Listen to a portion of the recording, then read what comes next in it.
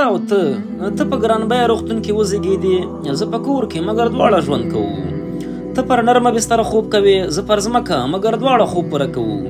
ته خوندور شربت څښې، زه اوبه مګر دواړه خپله تنده ماتوو. ته کباب سوې غوښه خورې، زه وچه ډوډۍ مګر دواړه مړېږو. ته ګران بیه جامې اغوندې، زه یې له ساده ټکرو جوړوم مګر دواړه زموږ وجود پټوي. ته په موټر کې ګرځې، زه له ګڼې ګوڼې ډک بس کې ځم راځم مګر دواړه خپل سفر پوره کوو. نو زه ولې په تا وسوځم، ولې له خپله ربه ګیله وکړم؟ بېشکه چې ژوند موږ ته د غمجن کېدو زر پلمې راوړاندې کوي، مګر موږ ولې غمجن سو؟ زه باور لرم چې زما الله زما مل دی.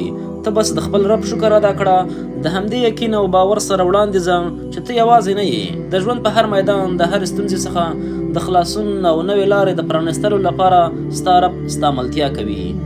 نو په هر حال شکر ویستل پکار دي چې الله پاک روغ بدن درکړی.